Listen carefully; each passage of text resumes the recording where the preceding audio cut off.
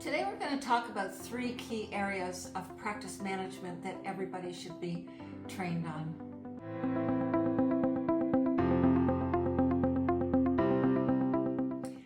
The first thing I thought I would talk about is staff issues, because that is the biggest issue right now that everybody wants to talk to me about when I meet with them to analyze their practice. Is what do I do about my staff? I've got people I need to fire. I've got people I want to hire. I need to hire. I don't know how to hire. I didn't get trained on hiring, so it's all guesswork. And then they don't work out, and I have to figure out how to let them go. And then I have to train them. I'm supposed to train them. I heard that. So how do I train staff, and how do I correct them when they make mistakes? I mean, it's like, don't they just know? Haven't they worked anywhere before? Well, they probably have. But was it the way you want things done, or is it how the previous boss wanted things done? So you don't get away with it just because you hire somebody who's supposedly trained for that position. All right? So staff in every way. They bug you. You're walking from one patient room to the next patient room, and one of the staff comes up and says, "Can I talk to you about the receptionist? I hate her. She's really driving me crazy. She's not doing her job, and I need to talk to you." And you go, "Oh, I'm right on my way to another patient." Okay, listen, I do want to hear you. This is what you should say. I do want to hear you and hear what you have to say. Why don't we make a meeting at 4:30 where you can actually tell me all about it, and we can figure it out. Will that work for you? Okay, good. So I got to get to the next patient. See you then. You got to not just like walk away from them and piss them off further. That'd be bad. So, the best thing you can do is just calmly say, "I really hear you, and let's talk about it," and give them a time after hours, okay? Chances are it's going to be an enlightenment for the staff member that they need to make friends with the front desk person. But you can't handle that in 1 minute with a patient in each room hearing everything you're saying. So staff don't think about that.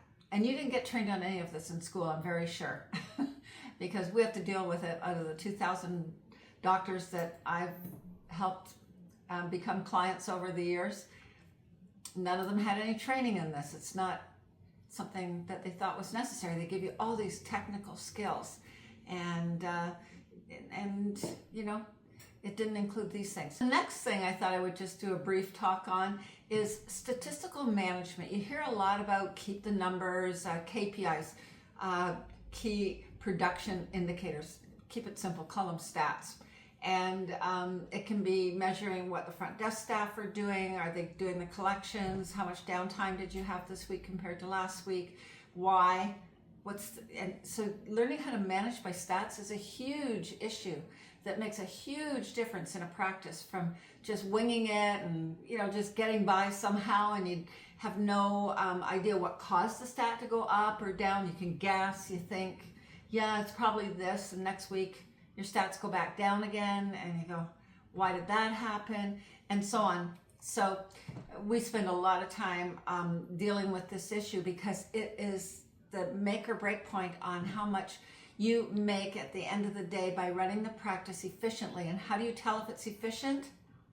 Statistics tell you whether you're going in the right direction because stats are going up, or if you're going in the wrong direction because they're going down, and what do you do about that? So this is so important, and I'm imagining, because I've been told this by many doctors, including a recent client who signed up, who said, I have spent over 20 years, probably $200,000 on technical training courses so I can be the best that I can be as a doctor. But he said, I've never spent $1 on getting trained on how to be a boss, how to be an executive, how do I run the business, how do I use statistics to actually tell me how I'm doing. He has a top-end practice. Like, it literally is billing more as a specialist than anybody I've seen yet over all the years I've been looking at practices, 36 years so far. And yet he's coming to us because he goes, it's not that I want to make more money, it's that I'm running this practice by the seat of my pants, and I've never had thorough training. Yes, I've got an associate. Yes, I've got all these staff, about 16 staff, but I'm just being lucky so far, and I actually want to get the tools. And I heard from one of your other clients about that, and it had to do with statistical management, to be able to actually know what is causing what to happen in your practice, and I want to be in control. And that's really one of the other main things that we do. Number 3 issue that I want to take up today is marketing. Because I talk to doctors on and off all day long, every day, that is just my job, to talk to them and tell them what we do and interest them in having some help. Marketing is a big topic for most people. Some people just pay a company to do their social media and do their website for them. And I happen to look at a lot of websites, and 90% of them suck. That was a technical term. They don't have calls to action. They're not the right colors. Do you know that marketing, it needs to be addressed more to women than men, because it is traditionally known and statistically proven that 80% of appointments are made by women. The mother, the wife, girlfriend, the girl for herself. It's just, I don't know why it is that way, but it just is. So basically, you want to have a website that appeals a little bit to the feminine side. And most websites are like, a lot of them, not most, but a good half of them that I look at are like dark navy, got black in it, colors that are just dark. And so that is something that you got to do the right marketing, because nowadays there's 2 key things about marketing: your Google reviews and your website. Those are the first 2 things that are the door to your practice. Maybe they drove by your practice and they saw your signage and they're attracted to it and they decide to go. Maybe their girlfriend told them how cool your practice is. That's true. But many people, before they go and see you the first time, will want to peek inside your practice and look at your website. And they will also read Google reviews. And if they're like me, they go for the worst ones first so that you can know the worst. Then you read the good ones, which hopefully are at least 4.7 average or above. Don't think you have to be a 5.0, because that almost looks fake nowadays. If somebody has all 5.0s, I don't even believe it. I know that some of them are true. But what you do want to do is have either a good company doing it or somebody that you know that is really good. If English is not your native language, make sure you hire somebody whose English is their native language and that they're really, really good at it, because I just read a website the other day that it's got so many spelling and grammatical errors, it's unreadable. It shouldn't be up there at all. It's doing more harm than it's doing good for the practice, because you just go, is the doctor going to be able to understand me? Because they would have read that website and not noticed, or they would have told the person designing it that it was spelled wrong and bad grammar, and that's not the way you say things in English, you know? So you want to have a very, very good company help you out with this, and that would be the ideal. And we go over this with our clients, because there's more marketing than digital and your website, by the way. When a person walks in your practice, how it looks, how they're greeted, how the staff are with them, all of those things are called internal marketing, and they're cheap. They don't cost you a lot of money. How it looks, a little wallpaper goes a long way with a fancy waterfall picture. I'm just making up something, but just something that's not boring and a white wall with some waiting room chairs, you know. We work on the internal marketing side with you, because that's something we can help you with.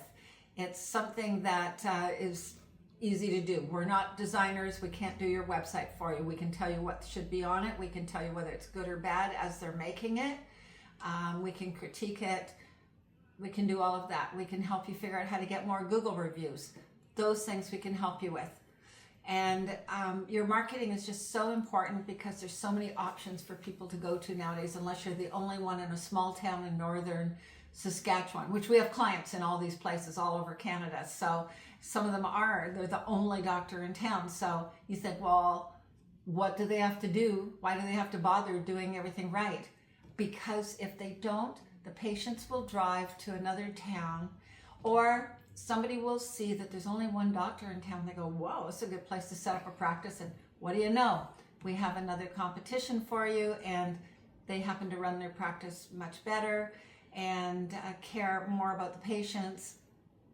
So you do have to think about these things, no matter where you are. And besides, you should, because what are you there for? You're there to help patients, or clients.